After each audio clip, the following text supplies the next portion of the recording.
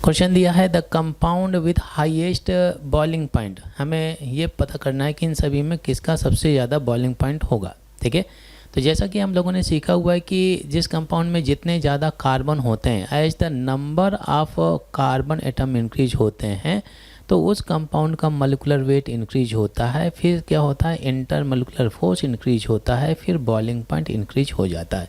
एक पॉइंट तो आप ये दिमाग में रखिए। सेकेंड पॉइंट क्या होता है, जो बॉइलिंग पॉइंट होता है directly proportional to surface area होता है। सरफेस एरिया, ठीक है, सरफेस एरिया होता है। और surface area inversely proportional to क्या होता है, ब्रांचिंग होता है। जिसमें जितना ज़्यादा ब्रांचिंग होगा उसका सरफेस एरिया उतना ही कम हो जाता है। ठीक है, अब देखिए एन हेक्सेन में अगर आप देखें कितने कार्बन होंगे, यहाँ पे 6 कार्बन होने चाहिए। 6 कार्बन बोल सकते हैं, 6 कार्बन होंगे। ठीक है, एन पेंटेन में कितने कार्बन, 5 कार्बन। तो जिसमें जितना ज़्यादा कार्बन उसका मॉलिक्यूलर वेट उतना ज़्यादा और इंटरमॉलिक्यूलर फोर्स ज़्यादा और बॉइलिंग पॉइंट भी ज़्यादा। अच्छा, सी में अगर आप देखें 2,2 डाईमिथाइल प्रोपेन डाला हुआ है, तो टोटल नंबर ऑफ कार्बन कितने हो गए, 5 होने चाहिए। प्रोपेन में लीजिए मैं स्ट्रक्चर ड्रॉ कर लेता हूँ।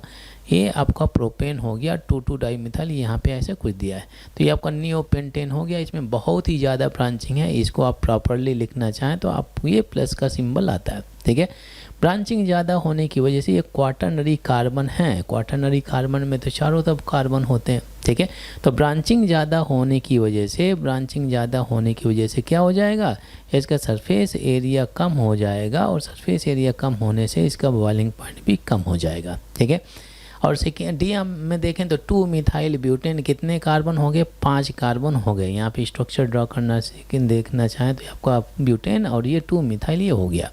तो टोटल नंबर ऑफ कार्बन इसमें कितने, 5 कार्बन, इसमें भी 5 कार्बन। अब देखिए बी सी डी में 5 कार्बन हैं। ए में सबसे ज़्यादा कार्बन हो गया, ए में सबसे ज़्यादा कार्बन हो गया।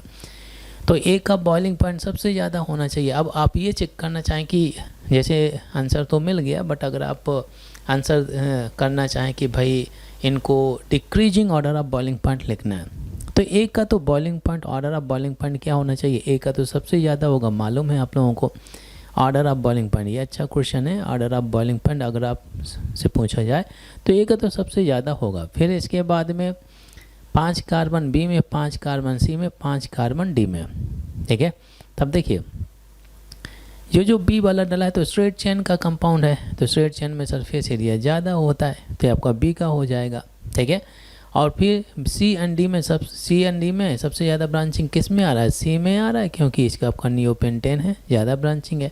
और इसमें अगर आप देखें जो डी वाले में तो ब्रांचिंग एक ही है, ये आपका सेकेंड डिग्री का कार्बन डला है, तो सी आ जाएगा। फिर फिर इसके बाद में डी आ जाएगा और फिर इसके बाद में सी में ब्रांचिंग ज़्यादा होने की वजह से इसका बॉइलिंग पॉइंट क्या हो जाएगा, सबसे कम हो जाएगा। तो आंसर कौन सा हो गया, A option is the right answer.